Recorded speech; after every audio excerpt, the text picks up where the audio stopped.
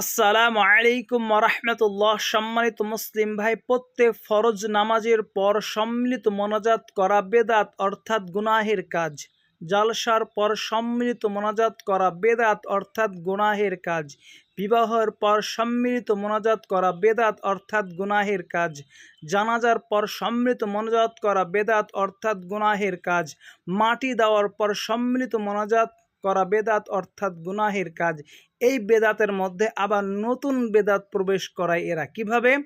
সমস্ত নেক বান্দার আমলগুলো মৃত্যু ব্যক্তির কবরে এরা পৌঁছে দিতে চায়। কিভাবে? অলিয়া আউলিয়া পীর বুজুর্গ নবী ওলিদের কবরে পৌঁছে দিতে চায়। এইভাবে পৌঁছানো যাবে না, কারণ আল্লাহ তাআলা বলেন, কাল্লা ইন্না কিতাবাল আবরারি লাফি ইল্লিয়িন وما أدراك ما عليون কিতাব মারকুম। অবশ্যই পুণ্যবানদের আমল নামা ইল্লিইনে থাকবে। ইল্লিইন কি তা তুমি জানো? তা হচ্ছে লিখিত কিতাব।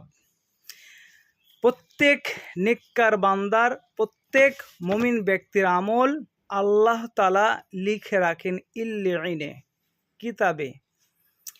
কি করে আপনি মৃত্যু ব্যক্তির কবরে পৌঁছে দেন?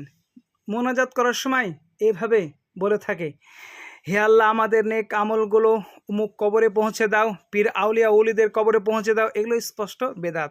এরা করে বেদাত কাজ, আবার বেদাতের মধ্যে আরও বেদাত প্রবেশ করায়। আবার অনেকে বলে থাকে, আমাদের মধ্যে যাকে তোমার পছন্দ লাগে তার দোয়ার ওসিলায় তুমি আমাদের দোয়া কবুল করে নাও। কত যে বেদাত করে এরা। আল্লাহ এদেরকে হেদায়েত দান করুন, আমিন।